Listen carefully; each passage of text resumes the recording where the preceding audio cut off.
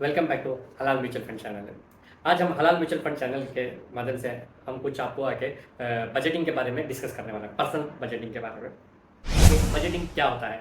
Budgeting क्या होता है कि हम लोग हमारा जो इनकम होता है और वो एक्सपेंस रहता है उसका जो कैलकुलेट करके हम लोग एक बजट बनाते हैं, उसको ही हम आके बजटिंग बोलते हैं। आइए हम आके बजटिंग का स्टेप स्टेप पॉइंट्स हम लोग जानेंगे। इससे पहले हम लोग क्या करना है, बजट के बारे में जानने के पहले ये बजटिंग कैसा करना है, इसको आके आप एक डायरी में लिख के रख सकता है या कोई एक्सेल शीट आप मेंटेन कर सकता है। अब दोनों ऑप्शन आपको है, जो आपको ईजी लगता है आप वो ऑप्शन कर सकता है, लेकिन ये बजटिंग करना बहुत इंपॉर्टेंट है। और ये मनी मैनेज के अंदर ही बजटिंग भी आता है, और ये बजटिंग जो है इसके लोग आज इसको नहीं करते हैं, तो इसी के लिए ये लोग आके बहुत अपने लाइफ में, डेली लाइफ में ये लोग आके स्ट्रगल करता है, क्योंकि ये लोग के पास प्रॉपर बजटिंग नहीं रहता है। तो बजटिंग करने का आइए हम लोग आके स्टेप स्टेप आके जानकारी लेके। तो इसमें है पहला स्टेप, आपको क्या करना है। पहला स्टेप, टोटल इनकम का एक लिस्ट बनाना है। जैसे कि आप कहीं काम कर रहे हैं तो आपको सैलरी मिल रहा है, तो वो सैलरी का एक लिस्ट बनाने का। और जैसा मतलब आपको महीने में एक बार सैलरी आ रहा है, कोई 30,000 है, 35,000 है, आपको एक सैलरी का इनकम बनाने का। कोई अगर आपके पास रेंट आ रहा है तो वो भी आप ऐड करने का। कोई आप रेंट के लिए कुछ कार कुछ दिया है, उसका अगर आपको किराया आ रहा है तो वो भी आप उसको उसमें नोट कर सकता है। ऐसे जो भी आपको कोई शेयर मार्केट में इन्वेस्ट करके उनको डिविडेंड आ रहा है साल में एक बार, तो ये सब चीज़ आके मेंटेन करके रखने का, ये मतलब ये ऐसे ये सब चीज़ आके इनकम में आता है। और ये टोटल इनकम का आप आके लिस्ट बनाने का, क्योंकि यही इंपॉर्टेंट है। जब हमको नहीं पता है कि हमारा इनकम क्या है, हमको मालूम है इनकम क्या है करके, लेकिन हम लोग नहीं लिखता है। अगर इनकम हम लिख के रखेगा तो फिर हमारा बजट हम प्लान भी कर सकता है। आइए सेकंड स्टेप में जाते हैं। सेकंड स्टेप में क्या करने का, हमारा एक्सपेंस प्लान बनाने का।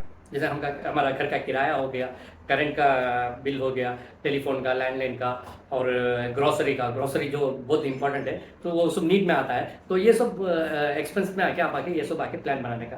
कुछ चीज़ आके आपको स्टैंडर्ड रहेगा, घर का रेंट हो गया, करेंट का बिल स्टैंडर्ड नहीं रहेगा, वो जैसा यूज़ करते हैं आपको उसके लायक का बिल आएगा। ऐसे ही ग्रोसरी में कभी बढ़ जाएगा, कभी कम हो जाएगा। कुछ चीज़ स्टैंडर्ड होता है, कुछ चीज़ में आके स्टैंडर्ड नहीं होता है। तो ये भी आके हम अप्रॉक्सीमेट एक बजट बना सकता है कि हमको इतना आ सकता है करके, क्योंकि हम लोग को मालूम होता है कि कितना होएगा, कितना तक जाएगा। तो हम एक मैक्सिमम मिनिमम अमाउंट रख के, एक एवरेज बना के एक प्लान बनाने का। तो स्टेप 1 में हम क्या करने का, टोटल हमारा इनकम हम ये करने का। और स्टेप 2 में क्या करने का, हम पूरा हमारा एक्सपेंस का एक प्लान बनाने का।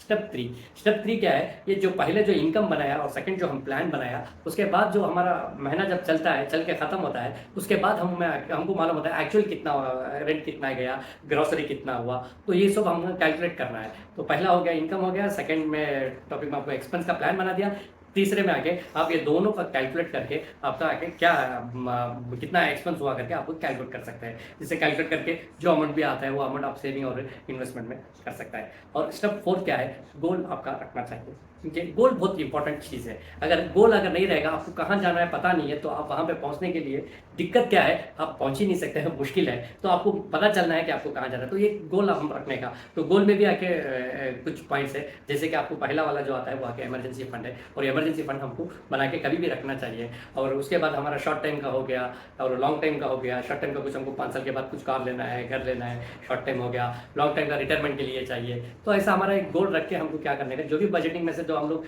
सेविंग इन्वेस्टमेंट किया, सॉरी जो सेव किया, उसे आके हम इन्वेस्टिंग करके वहाँ तक पहुँच सकता है। और ये जो पहला जो टॉपिक बात की है इमरजेंसी, वो आके बहुत इंपॉर्टेंट है।